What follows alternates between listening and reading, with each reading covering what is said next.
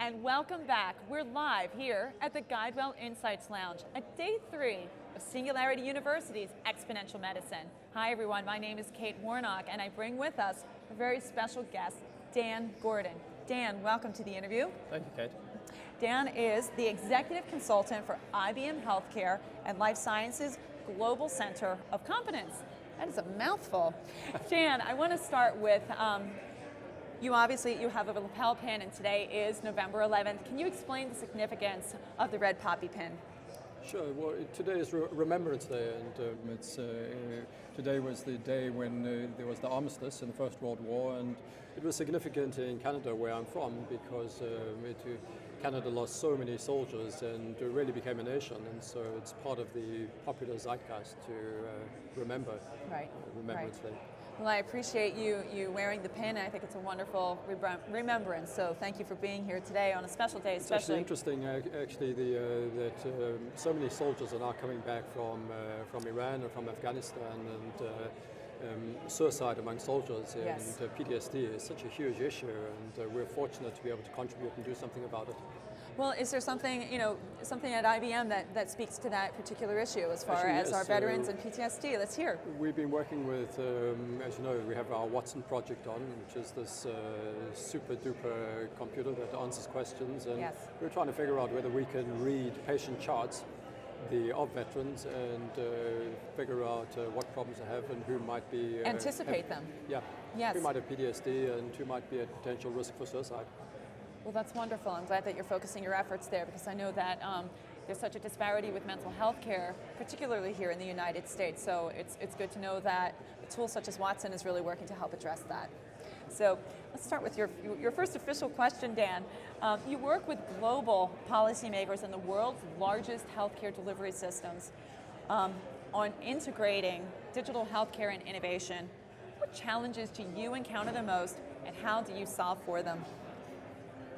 It's a big question. I think that I can answer it through example. The last 2 years I've worked on designing 2 health systems in China, the 2 in India, 1 in Peru, 1.5 in Africa, and of course a number in the US, where we're not as much designing the systems as helping to optimize them. And I think the common threads are number 1, stasis. People are just stuck where they are. Right. Number 2, it's everybody's worried about costs. And in those kind of societies, where, for example, in China, more people are moving into the cities every year than live in North America, being able to offer healthcare to an urban population is a massive, massive challenge. So working out what the issues are in the society and how to create a vision, but also how to execute in small chunks so you can actually get something done, is probably the common theme among many of the projects that I do. So it's pacing out what that innovation looks like, and then hopefully keeping the momentum going. And working out what those societies can actually do. So, for example, in many of the projects that we work on, the middle class is defined as somewhere between $7,000 and $30,000 a year. They're not affording first world kinds of price points.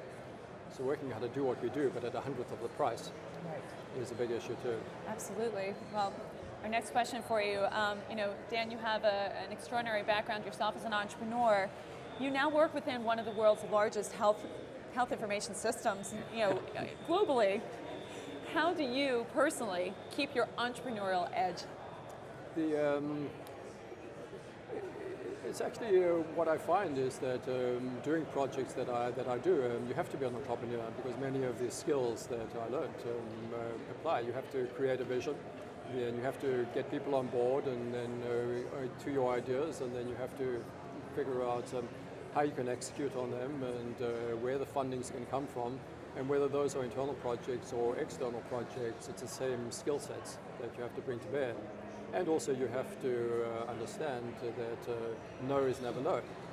No is just no for now, or no is actually yes in disguise. So it's keeping that optimism. Yeah, and we're involved in. I'm involved in one particular passion project that is very. It's an entrepreneurial project, and it's really tested all of my chops. Do you want to give us a little brief overview of what that is? Well, what we find when we're traveling around is that we're all trying to solve the same problems in healthcare. I've had experiences of walking into a hospital in Helsinki and then flying from there to the empty quarter of Saudi Arabia, to a hospital there, and I walked down the corridor and we were talking about exactly the same issues: wait times, and MRSA, and patient safety, and so we all try to solve the same problems. Innovation and improvement happens bottom up. You set direction from the top, but we expect people at the bottom, at the front line, to do innovation and improvement. Right. But those people don't know what's happening even in the hospital next door, much less across the road or in another city or country. Absolutely. So we want to set up the global repository for every problem in healthcare, every option for how you solve the problems, every case study, the social network that pulls us all together, so that if somebody has a problem, they can say, right, here's the ways I can solve it, here's case studies of people who've done it, and I can call them up or email them and ask them how they really did it and what the inside story was.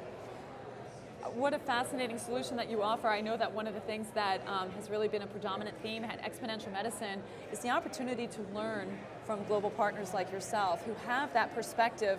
As you say, there's so many challenges that we all face, and it sounds like you're really trying to put together a meaningful solution that would be accessible to everybody, and who benefits most? It's everybody. It's this idea that we're in an ecosystem, and so we put together this not-for-profit that's the guardian of the ecosystem and of all the open information, and it's called Kaliga. Okay. And you should, and people who are interested should come and partner, and it's this idea that together we can create much greater value than any of us can do on our own. And so how do we do that? And how do we stop reinventing things, and how do we reuse in much more effective kinds of ways? That's the only way that we're going to make traction on this big problem of healthcare needs to be a whole lot better, and it definitely needs to be sustainable. You know, and Dan, I think another thing that you speak to is so many of our guests here at the Insights Lounge have spoken about the democratization of healthcare, and obviously what you're providing that foundation so that it really does level that playing field. Well, what's been so exciting about here is like Atul Bhatt last night talked about how there's so much open genomic information available, and you just need to go and find it. Other speakers have talked about this idea that we're in a very open society, and the issue is not to invent your own information, but it's to leverage all of the skills out there. As they say, the smartest people of the world will never work for your company, they all work for everybody else. And the real question is, how do you get access to that untapped resource out there and be able to use it in a way that takes you much closer to where you want to go. Well, and that's what we're trying to put together. I mean, what a passion project. That just sounds fascinating. You can see why that would be inspiring to you. Another question for you, Dan, is obviously so much of what we're seeing here at Exponential Medicine, right here in the Innovation Lab, is around bleeding edge ideas and technologies. You're in a singular position, I think, in your position with IBM, to translate or help companies translate what they see out here as far as bleeding edge. How do they begin to integrate that within their own existing systems and their hierarchies, provide funding for that? Maybe it goes back to that point that you made about you help people pace innovation.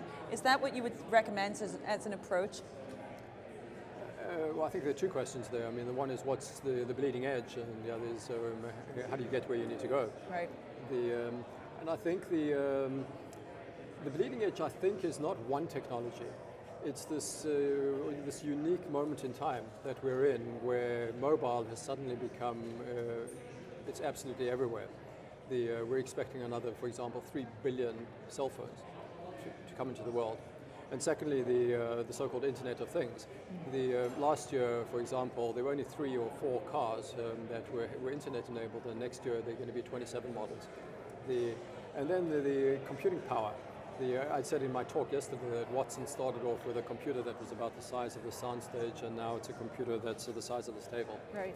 And so this combination of the cloud, and massively increasing amounts of computing power and mobile, and analytics, that's the combination that allows us, for example, to have these amazing capabilities on our phone. where we have these, which do incredible things by reaching out into the cloud and using these incredible analytics and massive data sets to produce knowledge at the point that you need it. And we're used to these sort of mundane examples, like I can be in a wine shop and I can get information about which bottle of wine is the best one to buy, or I can use WhatsApp, or I could use, I can get traffic information. Right. And that applying crowdsourcing, that kind of thinking to what you want to do, I think is really where we're going to see massive amounts of traction in the next couple of years. Well, Dan, you have been just a fascinating interview for us today, and I'm so grateful that you took a few minutes of your time to spend with us here at the Guidewell Insights Lounge. My name is Kate Warnock. We'll be up next with another interview soon. Thank you so much. Thank you, Kate.